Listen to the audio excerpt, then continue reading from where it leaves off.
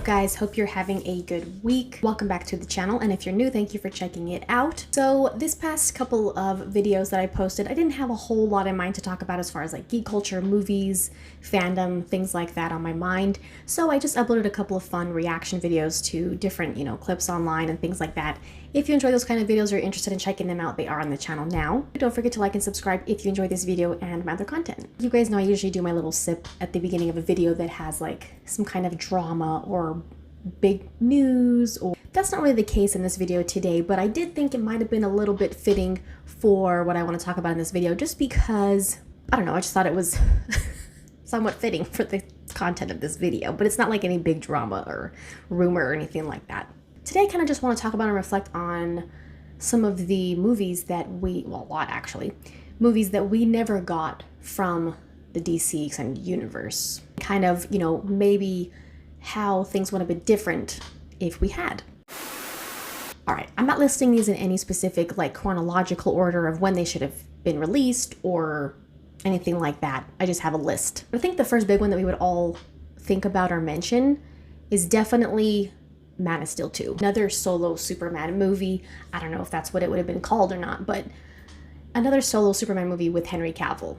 Technically, BVS, Batman vs Superman, is the sequel to Man of Steel as far as the events and, like chronological things in the universe and building the universe and things like that. It is like the direct sequel to Man of Steel, but we never actually got another solo Superman movie with Henry Cavill. That would definitely be at the top of my personal list for movies that we never got to see come to fruition in DCEU. If you could give me one movie from the DCU, from the Snyderverse, it would be that. I think it's hard to say that above Zack Snyder's Justice League 2 because that's also on the list, but for me, I think having another solo movie with Henry Cavill would definitely be my number one most wanted. That's why when that announcement came out, it was shocking in the best way. It was just like this feeling of disbelief that, wow, I can't believe we're actually going to get another movie with him. And I was just so looking forward to it. Henry's enthusiasm for what they talked about to come was so like refreshing and optimistic, and it just would have been amazing to see all of that whole cast again. I mean, the cast was so on point since this whole DC Universe reboot. That's all I would have wanted, and then they could have done whatever else they wanted. That's all I wanted to see. And then kind of at the same level as Man of Steel 2 would be Batman movie with Ben Affleck. Yes, we got the Batman from Matt Reeves starring Robert Pattinson, which I think that there probably are some things that were included in that movie that might have been similar to what we might have seen for Ben Affleck's movie, because they did that movie instead of Ben Affleck's movie. Not necessarily, it's still separate from the DC Extended Universe, but they still did that movie instead of Ben Affleck's movie. That's how I look at it, because that movie would have never happened if we would have got Ben Affleck's movie. So that's how I look at that. But Ben Affleck's Batman movie with Joe Manganiello's Deathstroke, which is also on the list, but with his Deathstroke that we got a little taste of in Zack Snyder's Justice League, and other villains that were potentially supposed to be in the film, like, this whole Arkham storyline, this would have been awesome, because Zack Snyder's Justice League set up so many avenues to go down for all of the Justice League characters, and having Lex Luthor reveal Batman's identity to Deathstroke at the end was just, oh my god, how could you not want to see that after that setup? Like, now he knows Batman's identity. There's obviously something personal that he blames Batman for, that has happened to him, that he wants like revenge for. Oh, and then Joe Manganiello, another great casting decision. Would have been awesome, right? When Ben Affleck just dropped the quick suit, like the test shot for Deathstroke suited up, and just broke the internet with that years ago. Everyone was so hyped for that. Like, I mean, we've seen Jay Oliva, who's such an OG, talk such high praise of what Ben Affleck's Batman script was, saying that, it's one of the best Batman scripts I've ever read, and it just would have been Oh, it would have been awesome.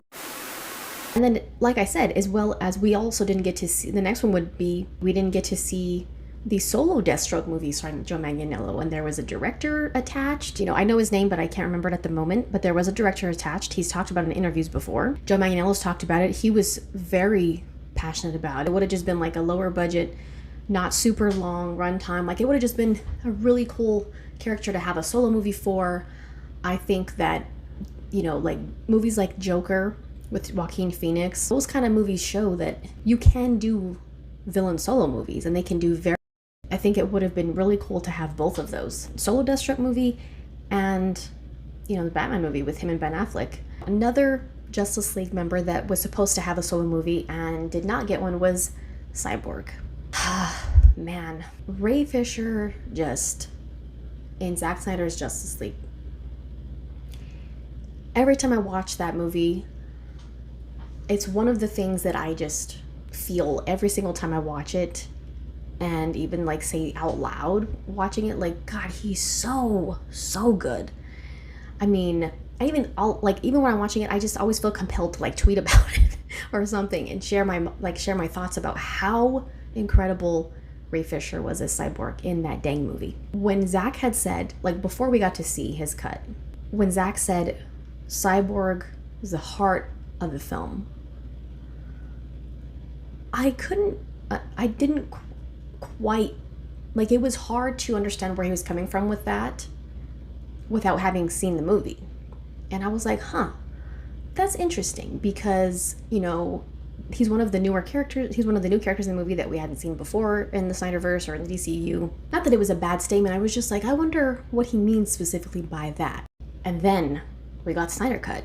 And that just all made that made complete sense. He's all heart and just pure emotion. I just love every single scene with him. Solo movie would have been incredible. I mean, we don't really know enough details about where the Cyborg movie would have went or what the story would have been, but man, seeing Ray just hold his own movie, that would have been really awesome. Now, on my list, I also have Flashpoint.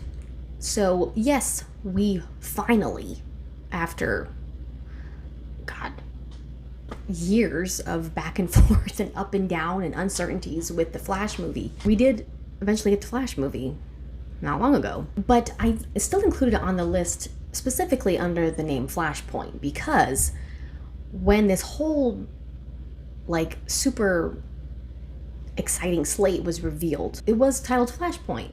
That was a really cool thing to find out, that was like, wow, are they actually gonna, like, that's what they're going for with the live action Flash movie? That's awesome. Again, everything goes back to Zack Snyder's Justice League. It set that up perfectly, and it gave you a taste of what a full-on Flashpoint live action movie could be, because we get some of that, right, in the best Flash scene ever, when he reverses everything that happens with the mother boxes. Seeing that on the scale of a Flashpoint, a whole movie, Reverse Flash, Ebor Thawne, like, it would have been on another level of epic. And seeing Billy Crudup return as Barry's dad, the guy who took his place in the Flashpoint movie that we got, was fine. I really loved the interactions that we got with Billy Crudup and Ezra Miller in Zack Snyder's Justice League. I thought they worked really well together. There was chemistry there. I think it's hard to not have Reverse Flash. We got some aspect of a Flashpoint story in the Flash movie. They did keep some of those elements, obviously. Having a story that would have been more true to Flashpoint, having Thomas Wayne Batman with Jeffrey Dean Morgan. Then we could have had Ray Fisher Cyborg, which, you know, Ray Fisher did kind of talk about that there was still a chance, there was still a possibility, a way for him to be in the Flash movie, because he and Andy Muschietti had talked and were on the same page, and he respected Andy Muschietti and what they wanted to do with Cyborg in the Flash movie. But, you know, thing between Ray Fisher and the studio, that didn't happen. I think the Flash movie that we got, it had so many bits and pieces of all these different scripts, and there were different directors that came and went, and it would have been really something special for the DCEU. Two other movies that we did not get in the DCEU were the Green Lantern Corps movie and Atom movie. we see in Zack Snyder's Justice League, we also get a setup for, an Atom solo movie, which like Zack Snyder would have taken place. He wanted to do it like in China. I think that would have been cool. It would have been an interesting character to have a solo movie for. Would have added even more variety to the characters that have solo movies in the DCEU. Green Lantern Corps, man, there have been some things coming out recently about like, the series that they're doing now, but we were supposed to have a movie. Kind of like a similar situation to The Flash, I feel like, where there's been so many ups and downs and setbacks, and it was a movie, then they're going to do a series, then it got put on hold again, now they're moving forward with the series again, and it's been a lot of up and down with that. I think a lot of fans would have really wanted to see the Green Lantern Corps movie, and again, Zack Snyder's Justice League was setting up for everything. There's lanterns in the movie that we see, setting that up, that the lanterns exist. Steppenwolf mentions them. They are out there, and the one we see in the movie is not even a human lantern. So, like, it's setting up that there are lanterns from other planets. And of course, we were supposed to get Wayne T. Carr's scene as Jon Stewart, talking to Bruce at the end of the movie. So that would have been another avenue, another way to set up the Green Lantern Corps movie. Another missed opportunity. It's not always bad when something becomes a series instead of a movie, because sometimes it allows you to take your time more with more characters, more storytelling. It's not always a bad thing. But I think just how things have been so up and down and setbacks and delays, and then it's moving forward, then it's not. Then there's new cast members, and like it loses some hype around it. You know what I mean? It's not the same when you know that there's all these things that have changed and it doesn't have the same allure. Hopefully it turns out to be, a pretty good series. All right, this next one is just really disappointing that we didn't get this one, and that is New Gods. And the reason why, it's the worst part, I think.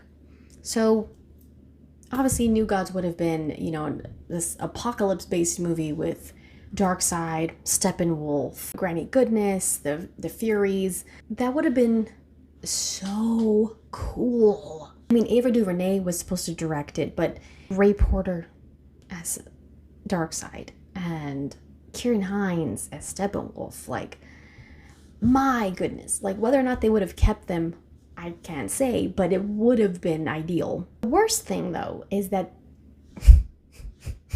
they didn't do anything with it for the longest time. Then Zack Snyder's Justice League came out, and so soon after it came out, they were like, oh, this movie's canceled because Zack Snyder introduced them in Zack Snyder's Justice League.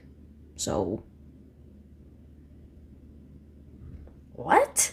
What kind of explanation? That's not even an explanation, that's an excuse to blame something on Zack, when it doesn't make any sense whatsoever, because the thing that would have made sense is, oh, this movie has been sitting on the back burner for a long time, and we never did anything with it. Now that Zack Snyder's Justice League came out and people have had a chance to see some of these characters and respond to them in a very positive way, we should be moving this along and making it more of a priority now, because people want to see more of these characters. But no, they somehow flipped that and twisted it up into, well, it's his fault that we canceled this movie.